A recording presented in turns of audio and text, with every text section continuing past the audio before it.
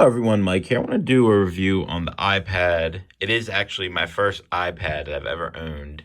So my first one in 2020. I was curious.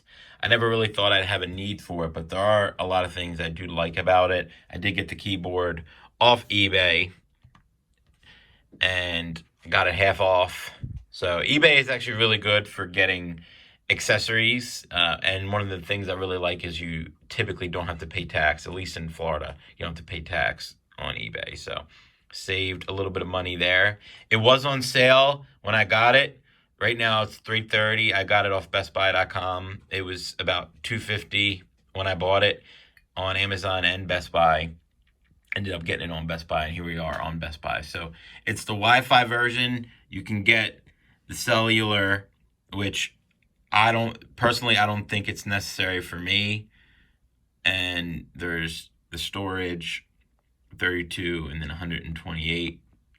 Right, this is the latest model here. So it does have the fingerprint reader. It doesn't have the Face ID, unfortunately. So you do have to do the fingerprint reader. It is pretty fast overall.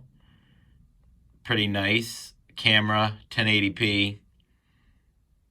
And then front-facing camera, 720. But so this is good, obviously, because it's portable and you have the keyboard, which takes a little bit of adjusting. You can get this obviously sold separately, like I mentioned. Kind of small, but if you're on the go, the iPad Pro, I think, has replaced some people's computers and laptops, but I don't think an iPad would ever replace my computer. But it is obviously nice to carry with you. All right, so some of the other things I like about it is if you have Apple TV, you can control it from the iPad, and this has pretty good range. So this is not available at this point on my MacBook, and it is available on my iPhone. So this is very handy. If you are sitting down at the dinner table and you happen to have a TV near you with the Apple TV, you can control this. And you can control, like if you have iTunes, Apple Music, you can control it from here.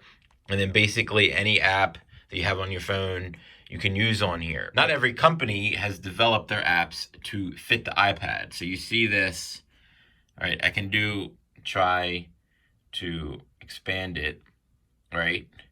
But it's kind of weird, and I don't like that. Now, if we go into Weeble, see how you could tell the developers definitely have made this for the iPad, right? Because it's nice, specific to the iPad, because this actually looks different when I pull it up on my iPhone. So this is really nice that they have this, but not all apps, even in 2020, the iPad's been around for a while, and not all apps are developed to work with the iPad. So also the weight of this thing is very light, so it's very easy to carry, very thin, right? And also I'm surprised at how good the battery life is. The battery lasts a lot longer than I thought it would. I charged it, I think like a week ago, and it's still at 40%. So it's pretty good. And I would say the biggest thing for me is it's portable, and then it adds as another remote for my Apple TV. So I don't always have to pick up my phone or my Apple Watch if I want to control because if you're me, I listen to a lot of podcasts, and when you have the app up, or the controller, I should say, with your podcast playing, you can actually fast forward through the commercials.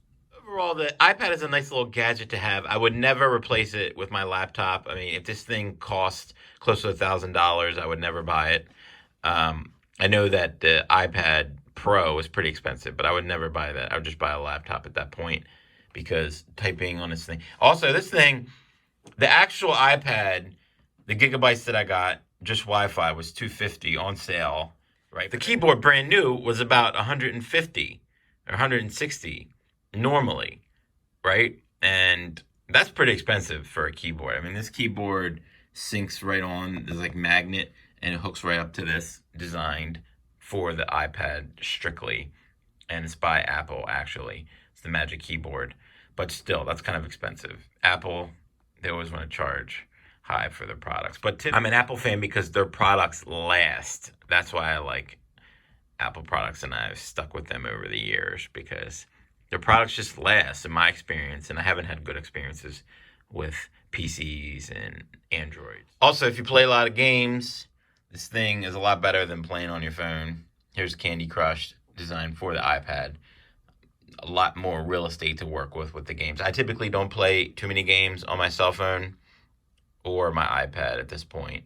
But yeah, overall, I don't really have to recommend this product because everyone basically already has it. I'm late to the party, but hey, I got a decent price on it, so I pulled the trigger. Why not? Thanks for watching. I want to say if you got help from this video, found it useful, please consider liking and subscribing and hitting that bell just in case you want to see videos in the future.